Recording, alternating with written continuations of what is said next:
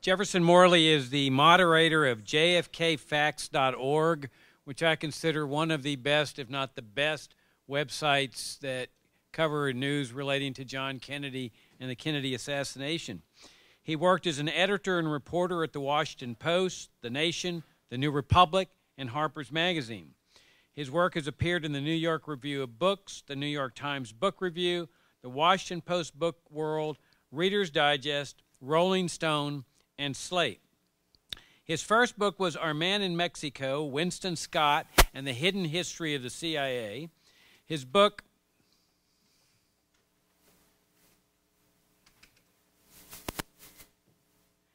Snowstorm in August details what happened when the anti-slavery movement first came to Washington, D.C. during Andrew Johnson's presidency. Jeff is also the author of FFF's best-selling ebook, CIA and JFK, The Secret Assassination Files. His newest book, a biography of James Jesus Angleton, CIA chief of CIA Counterintelligence from 1954 to 1975, will be published by St. Martin's Press later this year. The title of Jeff's talk is Angleton, Cuba, and Assassination. Jeff Morley.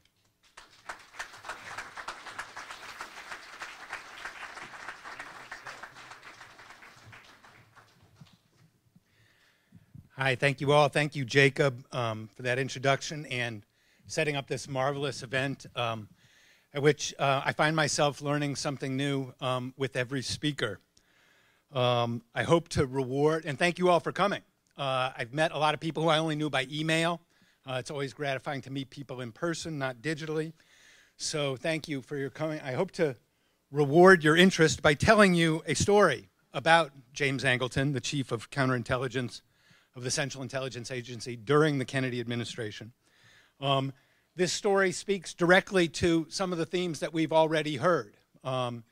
This describes the actions of the CIA as Kennedy pursued the strategy of peace that Jeffrey Sachs talked about. It illuminates the reality of double government that Michael Glennon talked about. And it adds some new details about Operation Northwoods, which Doug Horn talked about. So I couldn't have given this presentation or learned this story without the help of several people, and I want to thank them. First of all, John Newman, who introduced me to the CIA's Oswald file more than 20 years ago. Malcolm Blunt, who came all the way from England to attend this conference, who explicated some of the puzzles that we find in that file. And Bill Simpich, who alerted me to one of the key stories in there. I want to emphasize before I start also that nothing that I say in this talk depends on a conspiratorial interpretation of the assassination of President Kennedy. I'm not going to try, whatever your opinion, I'm not going to try and dissuade you from it or convince you of something else. I don't really have a theory of the Kennedy assassination, at least not one that I talk about in public. If you buy me a drink later, maybe I'll share one. If you buy me 2 drinks, I'll share 2. But that's not what I came here to talk about. I didn't come to talk about theories. I came to talk about facts, and everything that I say in this presentation is empirical fact. The fact is, James Angleton was the embodiment of Cold War espionage and has become that in our popular culture. He's a world historic important figure that you may think you know something about, and so you should. And you should buy my forthcoming book, The Ghost, The Secret Life of CIA Spy Master James Jesus Angleton, which will be in bookstores in October. Angleton deserves his legend. He was an extraordinarily influential figure in the American government during the Cold War, a veritable founding father of the CIA.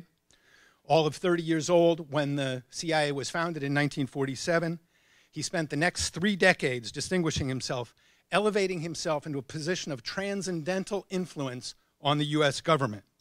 He had a vast array of contacts from the Ivy League to the Vatican to organized crime to the Masons to the Mossad. He cultivated a deep knowledge of the Soviet intelligence services, the Cheka, the MKVD, and the KGB. and he knew how to ingratiate himself with men of power like Allen Dulles, J. Edgar Hoover, and Richard Nixon. As chief of the agency's counterintelligence staff from 1954 to 1974, he established a fiefdom of secret operations within the CIA, a CIA within the CIA, that virtually no one in the elected government of the United States knew about, and he ran it for 20 years. In Angleton's story, we find both a chilling Cold War drama and a pivotal moment in the evolution of U.S. government and the emergence of the American national security state. The gist of my argument today will strike most people in this room as more commonsensical than original. That Kennedy's assassination was a decisive moment in the evolution of the American national security state. I only want to take this time to make that point with slightly more precision. It was the aftermath of JFK's assassination that was the pivotal moment, at least as far as the consolidation of the national security regime went. And Angleton was a key figure in that moment. The assassination in Dallas was a moment of great danger for the CIA. If the agency or any of its employees had been held responsible for the wrongful death of the president, its powers might have been curbed. The clandestine service might have been abolished, as former President Harry Truman urged 1 month after JFK's murder. If the CIA's role in the events leading up to Dallas had been shared with the Congress and the American people, the ambitions and the prerogatives of the national security state might have been checked. That did not happen, thanks in no small part to James Angleton. My story has 3 strands, and I'm going to summarize them before I explain them. The first is Angleton's mole hunt. This was his search for a KGB spy in the ranks of the CIA. And as he hunted for the mole, he monitored the movements of a defector to the Soviet Union named Lee Oswald. The second is Angleton's largely unknown role in JFK's Cuba policy. Angleton discussed the assassination of Fidel Castro as early as 1961, and he advised the Pentagon on regime change policies in 1963. The 2 strands intersected in the fall of 1963 when Oswald showed up in Mexico City at the Cuban consulate and the Russian embassy. Angleton's staff was immediately notified. And the third strand of the story grows out of the first 2. How and why Angleton hid what he knew about Oswald from the Warren Commission, the Congress, and the public, with consequences that we are still grappling with today. Now let us begin at the beginning.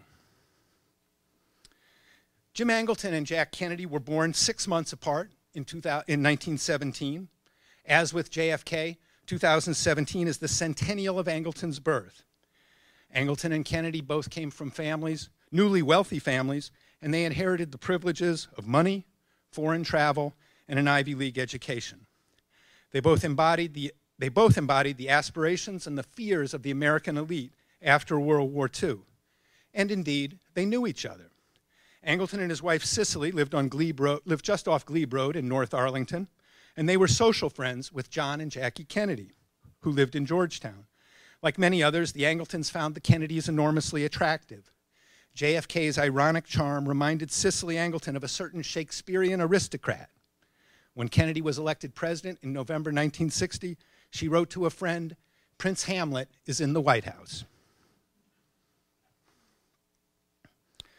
By the time of Kennedy's election, Angleton was already knowledgeable about Lee Harvey Oswald.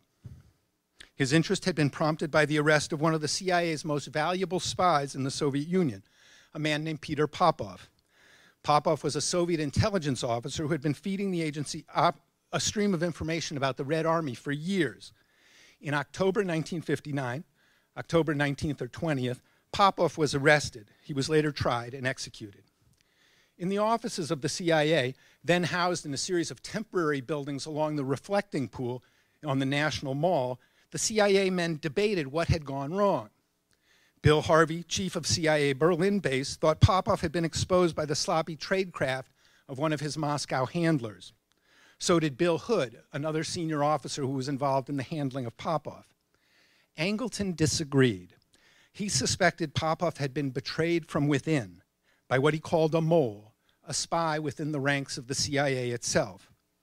And Angleton's suspicions soon hardened into a fixed idea which fueled his legendary mole hunt. It all began with Peter Popoff's arrest, said CIA's in-house historian David Robarge. After that, Angleton became fixated on the mole. It was, not coincidentally, it was 2 weeks after Popoff's arrest that the paper trail connecting Angleton to Oswald begins. One of Angleton's most trusted staff members was a woman named Jane Roman. She served as his liaison officer, handling all communications with other federal agencies. On November 2nd, 1959, in her daily call with Sam Papich, the FBI's liaison to the agency, Papich asked her about a story that had appeared on A7 of the Washington Post on the previous Saturday. Ex-Marine asked Soviet citizenship. The wire service reported that a 20-year-old former Marine from Texas named Lee Harvey Oswald had shown up at the U.S. Embassy in Moscow and announced his intention to become a Soviet citizen. When Roman received a cable about Oswald from the State Department the next day, she scrawled on top, "Mr. Papich would like to know about this ex-Marine who recently defected into the USSR." Oswald was an obvious target of the counterintelligence staff interest. It wasn't unheard of for an American to move to Moscow in 1959, but it was certainly unusual. Roman, seen here, routed the cable to her colleague, Birch O'Neill, the chief of an office known as the Special Investigations Group. The SIG, as it was known, was responsible for keeping files on defectors. O'Neill supervised a staff of 8 people, including a woman named Betty Eggeter. She was the master of the office filing system. Eggeter described the Special Investigations Group as the office that spied on spies. The SIG was the operational arm of Angleton's mole hunt, and not coincidentally, the SIG controlled Oswald's file. The proof of Angleton's interest in Oswald can be seen in the CIA's unusual handling of his defection. Standard CIA procedure called for the opening of a personality file, known in the lingo of many federal agencies as a 201 file.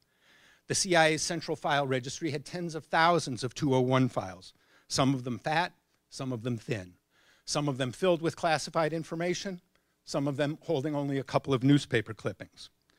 Oswald, an ex-Marine with a security clearance who had threatened to share military secrets with the enemy, certainly qualified for a 201 file. Nonetheless, the Special Investigations Group chose not to open a 201 file on him. Instead, on December 9, 1959, the Office of Security opened a file on Oswald, labeled OS 351-164. This file then became the repository of all information received about Oswald. Needless to say, the Office of Security did not create Oswald's file without consulting Angleton's staff. The SIG served as, quote, a liaison office between the CI staff and the Office of Security, Betty Eggeter later explained.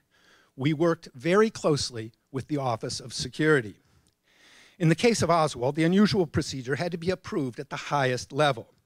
Robert Bannerman, who served as deputy director of the Office of Security in 1959, told historian John Newman, Jim Angleton was in on this. Angleton's interest in Oswald was finely tuned. The effect of creating an OS file instead of a 201 file was to ensure that information about the ex-Marine was held more tightly.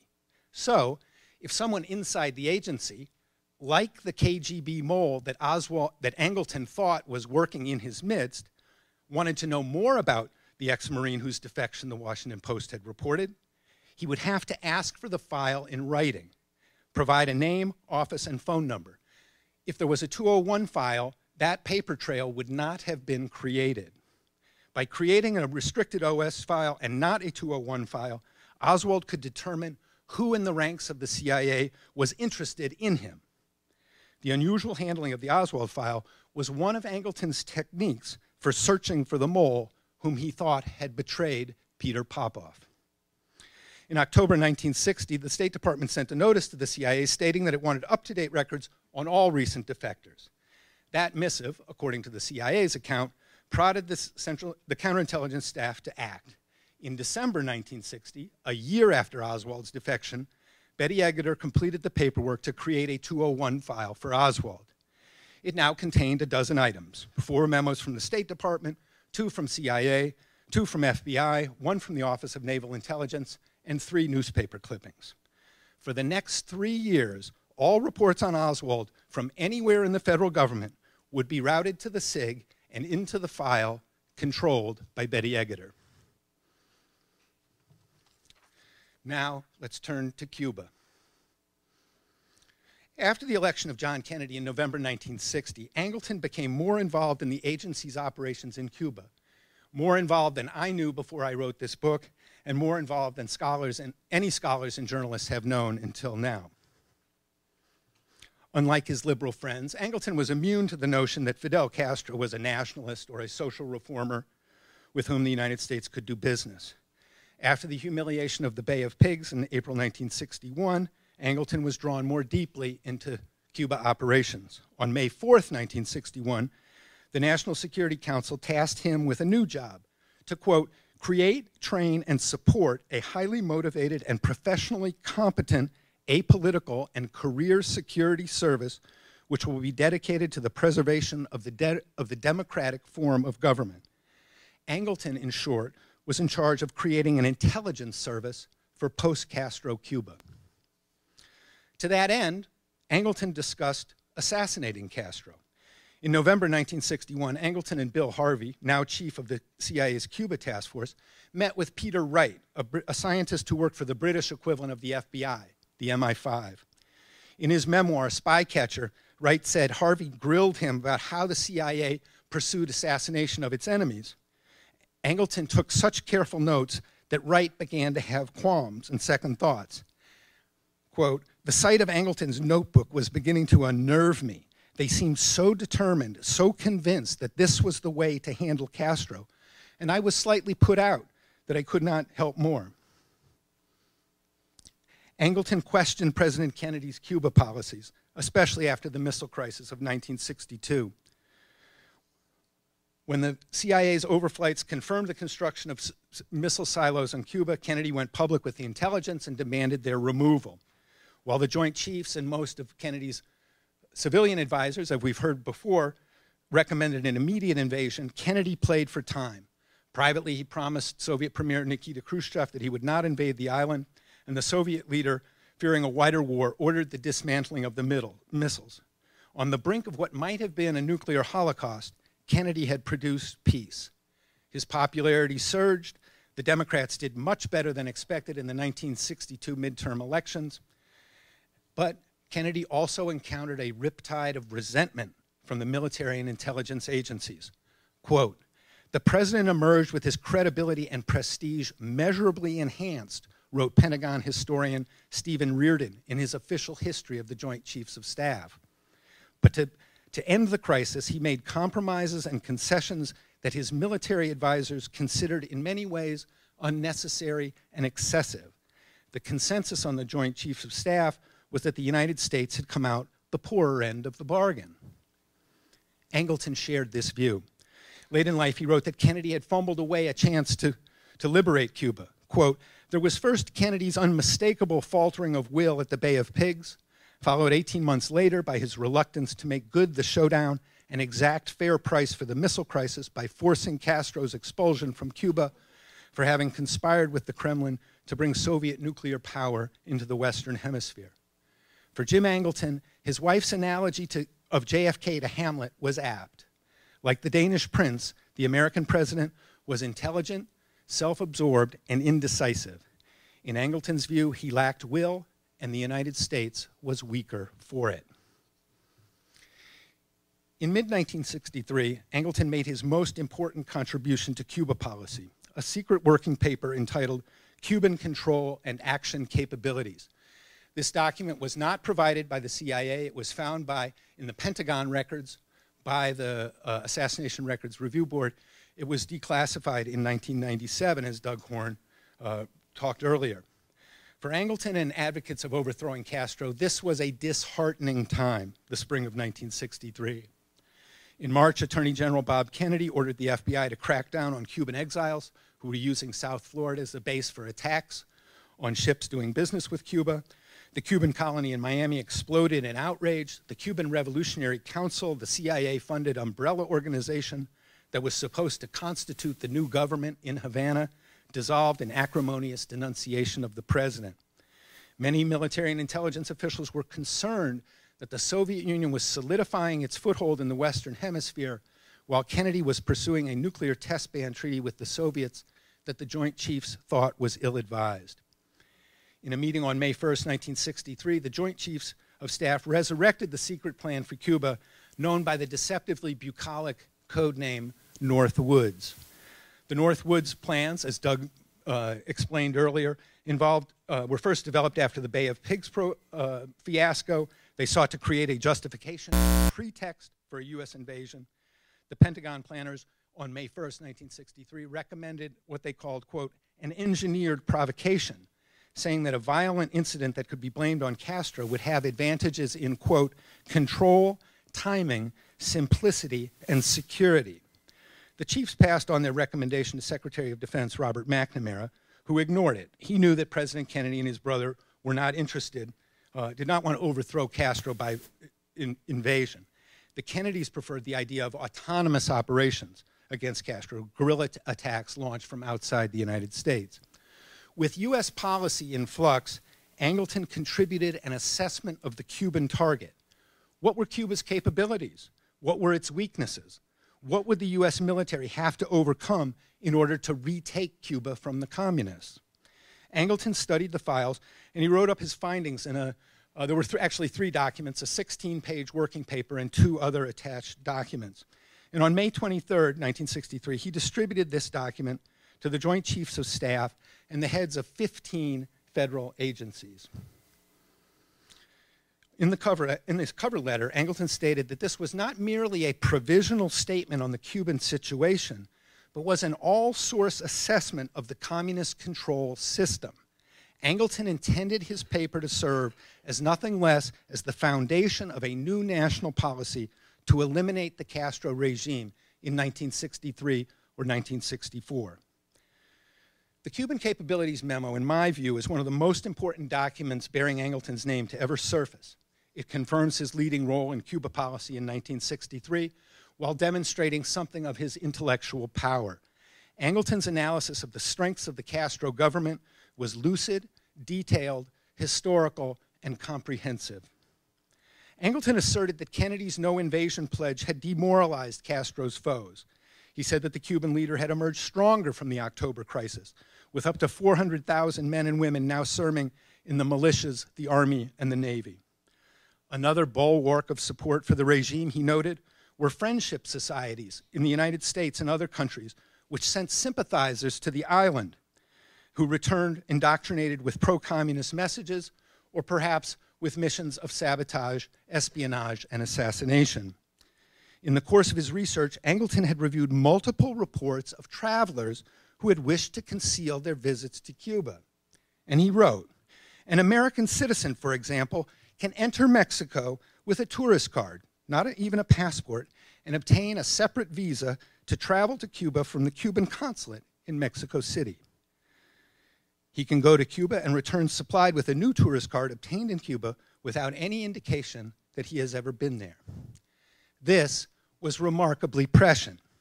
That is exactly what the defector Lee Oswald would attempt to do 4 months later. Enter Mexico with a tourist card, go to the Cuban consulate in Mexico City, and seek a visa to travel to Cuba. Thus, Angleton's memo is also an important document in the record of the assassination of President Kennedy.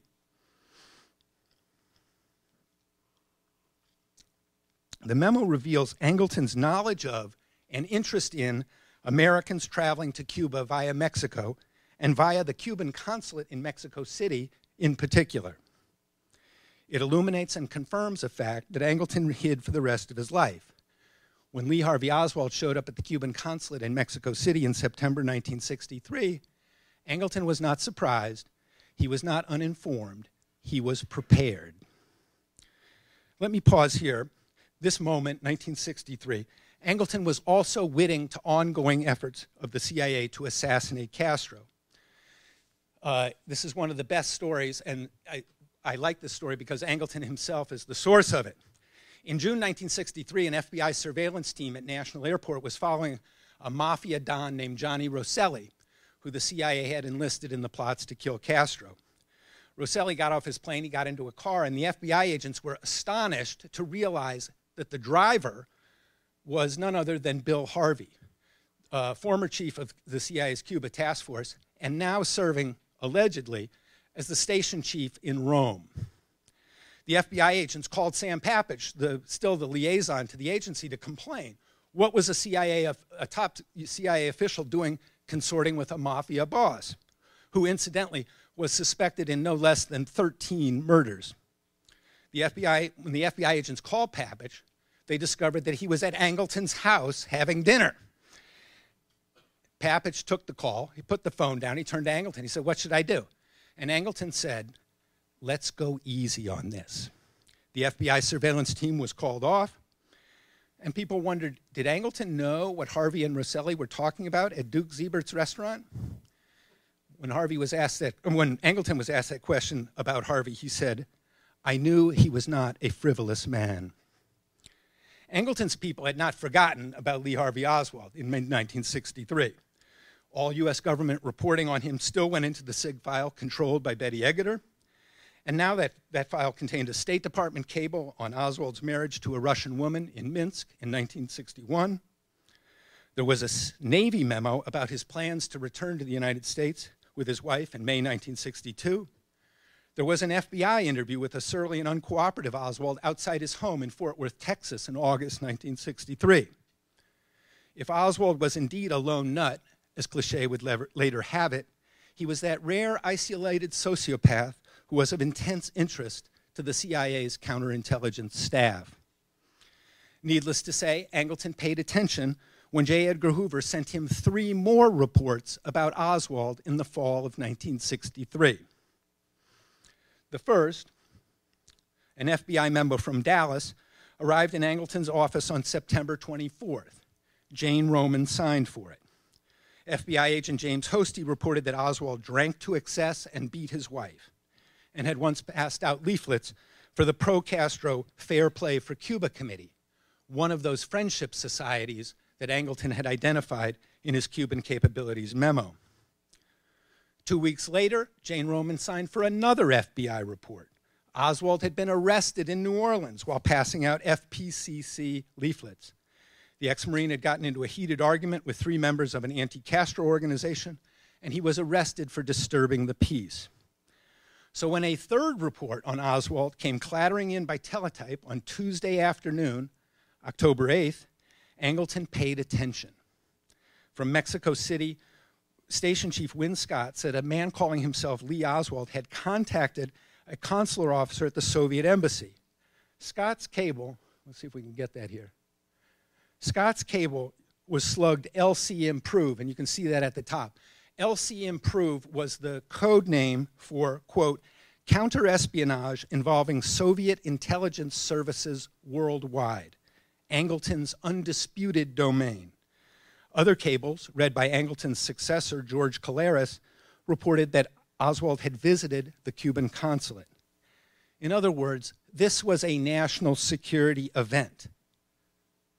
A former defector to the Soviet Union, known to the counterintelligence staff for 4 years, and now active on behalf of a pro-Castro organization that had been targeted for destruction by the FBI and the CIA, had visited the Cuban consulate in Mexico City, which Angleton himself had cited as a locus of Cuba regime activities. Okay? Angleton had not forgotten about the Cuban consulate in the 4 months since he wrote his Cuban capabilities memo. When a character like Oswald showed up at the Cuban consulate, this was very important. And it was treated as such at CIA headquarters. Angleton's staff responded within 48 hours. On October 10th, Jane Roman drafted and sent a cable to other agencies in Washington, FBI, ONI, State Department, reporting that Oswald, wrongly described as 6 foot tall and 35 years old, had been overheard contacting the Russians in Mexico City. Then, later that afternoon, Roman and Betty Egeter drafted a second cable. This one addressed to Winston Scott in Mexico City. They showed a draft. This is the bottom of the cable indicates who signed on it. So Jane Roman had it in draft, and she wrote that, and then she showed it to Betty Eggeter, and then they took it to John Whitten, the chief of the Mexico desk, and he signed off on it as well. And then they took it to Angleton's friend Bill Hood, who was serving as chief of operations for the Western Hemisphere, and he signed off. And then they took it to Tom Karamessinis, the trusted assistant to Deputy Director Dick Helms, and he signed off. To be sure, Angleton's name does not appear on this cable. But the 5 subordinates who produced it did not act in defiance of his wishes or without his knowledge, not if they cared about their security clearance, their job security, their pensions, or their reputations. Curiously, the second cable said nothing about Oswald's recent arrest in New Orleans or his activities on behalf of the FPCC. With the latest FBI reports on Jane Roman's desk, Angleton's people could have described Oswald as a law-breaking communist and sometimes violent supporter of Fidel Castro. Instead, the cable to Scott was curiously reassuring. The agency had not received any new information on Oswald since his return from the Soviet Union a year and a half ago, according to the cable. And let's go back and look at that. Latest headquarters information was a State Department report dated May 1962. State had determined Oswald is still a U.S. citizen and his Soviet wife have exit permits and State Department approval for their travel with their infant child. If the October 10 cable was to be believed, and Winston Scott believed it, the CIA had gathered no information on Oswald since his return from the Soviet Union 17 months before. That, to put it plainly, was a lie. The cable was deceptive, as Jane Roman would later admit when I interviewed at her house in Washington. When I showed her a copy of the cable, she said, "Yeah, I'm signing off on something that isn't true." I went to see Bill Hood, then living in retirement on Long Island, and asked him about the cable. Why didn't the CIA share the most recent FBI reporting on Oswald with Scott? Hood fell silent. After a brief silence, he said, "I don't think there's anything smelly in it," which I thought was a curious comment. And then he added, "I don't see a master hand in it." Well, if there was a master hand, it was Angleton's. The CIA's latest headquarters information on Oswald was not 17 months old. It was less than 2 weeks old. In the execution of a secret operation, Angleton's omission would have been justified. If Oswald's Cuba-related activities in 1963 were somehow part of an authorized covert operation, then Winston Scott had no need to know about them. Which begs the question, was Angleton running Oswald as an agent for some intelligence purpose? He certainly had the knowledge and ability to do so. He was searching for a mole. He and his staff had a granular knowledge of Oswald's life, his movements, his family, and his political views. Angleton had a penchant for running operations outside of normal reporting channels. He articulated a vigilant anti-communism that depicted the results of JFK's liberal policies in apocalyptic terms.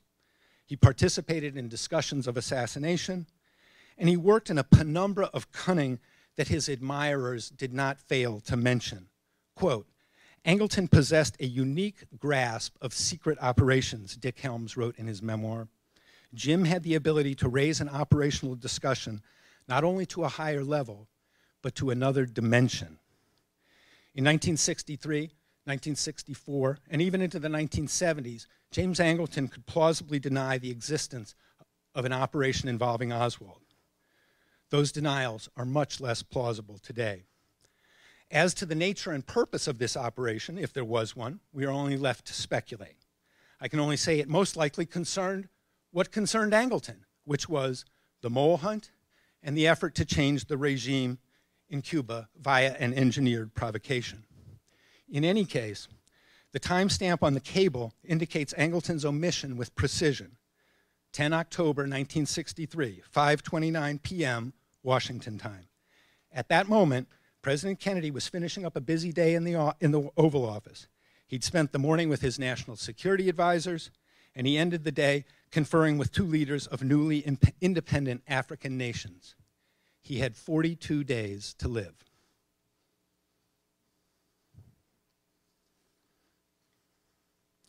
Within a week of Oswald's visit to Mexico City, and this is new, this is what Bill Simpich alerted me to, and I think it's important, Angleton launched a mole hunt in Mexico. This mole hunt underscores a reality that's largely been unknown to people who follow Angleton, that the mole hunt extended beyond the Soviet-Russia division. It reached into Mexico City, into the very offices that had been watching and reporting on Lee Oswald.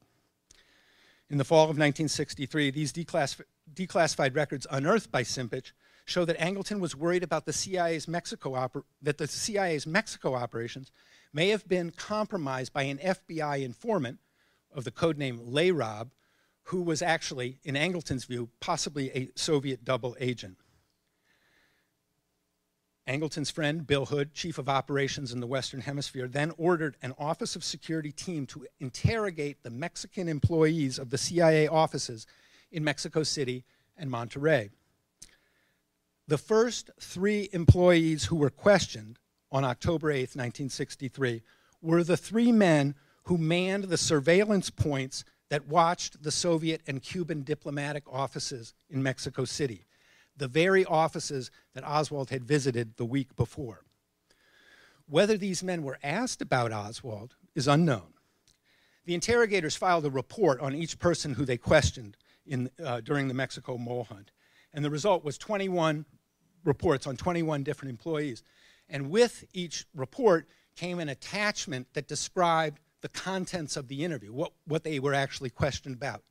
Of the 21 reports that are now found in the JFK records collection, the attachments are missing on 18 of them. The mole hunt in Mexico City was completed between October 8th and October 18th. The results were analyzed in Washington, and the results were sent to Bill Hood and to Angleton in early November. The Office of Security found some security breaches, some loose talk among family members, but no type of compromise like that was feared by Angleton.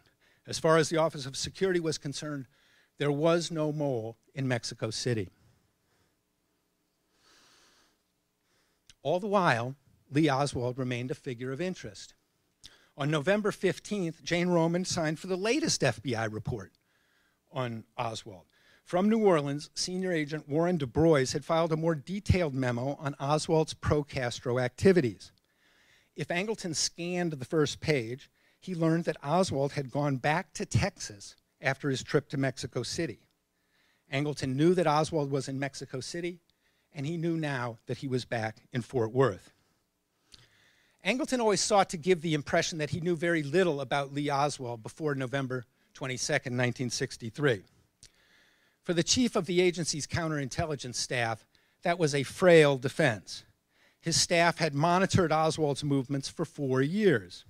As the former Marine moved from Moscow to Minsk to Fort Worth to New Orleans to Mexico City and then to Dallas, the Special Investigations Group received reports on him every step of the way. By the time President Kennedy was preparing for a trip to Dallas, Angleton knew Oswald was in Texas. You can interpret that however you want. The plain fact is that an epic counterintelligence failure culminated on Angleton's watch. There's no evidence that Angleton knew the president's life was in danger before November 22nd. There's overwhelming evidence that Angleton had much to hide when Oswald was arrested for gunning down Jack Kennedy in broad daylight. And there's no doubt that Angleton succeeded in hiding most of that evidence. Let's talk about the cover-up. After Kennedy's assassination that day, Deputy Director Dick Helms put John Whitten, chief of the Mexico desk, in charge of collating all reports on Oswald, everything that had been learned. Angleton did not offer any evidence or theories of KGB involvement. He didn't argue that Castro was behind Oswald. He just tried to thwart John Whitten. Quote, in the early stages, Mr. Angleton was not able to influence the course of the investigation, Whitten testified in secret session years later. He was extremely embittered that I was entrusted with the investigation and he wasn't. In a meeting with Whitten and Helms on Christmas Eve 1963, Angleton attacked the latest draft on Whitten's report on Oswald as erroneous and unacceptable. Helms relieved Whitten on the spot and put Angleton in charge of the Oswald investigation. Quote, Helms wanted somebody to conduct the investigation who was in bed with the FBI, Whitten snorted. I was not, and Angleton was. Angleton's power had reached a peculiar apex. The ambush in Dallas marked the worst intelligence failure of the United States since December 7th, 1941, when the Japanese attacked Pearl Harbor, and it happened on Angleton's watch. Yet such was his bureaucratic stealth that he managed to wind up in charge of the agency's investigation of the accused assassin. Before JFK's death, Angleton's staff knew more about Lee Oswald than just about anyone in the U.S. government. After the president was dead, Angleton orchestrated the cover-up of what the CIA knew. One advantage Angleton had was that the Warren Commission trusted the CIA. In February 1964, the commission staff learned that the CIA had provided the Secret Service with several cables on the night of the assassination, including the October 10 cable that I referred to before. The commission asked the agency to produce the material. Angleton resorted to deflection, but he needed Helms' support to rebuff the investigators. Jim does not desire to respond directly, Angleton's deputy Ray Rocca told Helms in a memo. Unless you feel otherwise, Jim would prefer to wait out the commission rather than turn over the CIA's records in their original form. Jim would prefer to wait out the commission. Why on earth would a senior CIA official wait out the investigators of a presidential assassination? Rocca claimed that there was nothing of interest in the cables. But of course, in intelligence work, the source of the information matters as much as its content. The cables included photographs of people coming and going from the Cuban embassy and a passenger manifest of people flying from Mexico City to Havana. And what these documents showed was that the CIA had the ability and the desire to photograph and identify every visitor to the Cuban consulate in Mexico City, to identify every potential American traveler to Cuba. And the October 10 cable proved that Oswald was no exception. Angleton preferred to wait out the Warren Commission rather than explain the CIA's knowledge of and interest in Oswald, and particularly his visit to the Cuban consulate, probably because that visit involved some kind of covert operation. If they come back on the if they came back on the point, Rocca told Helms, Angleton feels that you or someone should be prepared to go over to the commission with the materials and pass them on, rather than pass them on in copy. Howard Willens, an attorney for the commission, did come back on the point. He asked to see the original document. He was shown summaries instead, and he came away satisfied. I consider the CIA representatives to be among the more competent people in government who I have ever dealt with, he wrote in his diary after meeting with Rocca. They articulate. They are specialists. They do not have special access to grind in the commission's investigation. Willens never imagined the CIA was deceiving him on the fundamental facts of the events leading to the death of the president. In the fullness of time, Willens realized he'd been duped. My journal comments about the CIA were naive, to say the least, Willens told me. The CIA did have access to grind. In particular, Willens said the agency's failure to disclose the plots to kill Castro compromised the Warren Commission. Angleton participated in that cover-up, too. On May 8th, 1964, Angleton received a memo from Hal Swenson, chief of counterintelligence for the Cuba operations. Swenson had learned from a reliable source in the Cuban armed forces that Castro had probably known about the CIA's recruitment of Rolando Cubella as an assassin in 1963. Cubella, the Amlash operation, which was the code name for the Cubella operation, might have been an insecure operation prior to the assassination of President Kennedy. Thus, we know Angleton was witting to another plot to kill Castro, by May 1964 at least. The implications were obvious. If Castro knew about the Amlash plot, then he had a motive for killing Kennedy. Angleton chose not to investigate this apparent breach of security. He did not turn Swenson's memo over to the Warren Commission.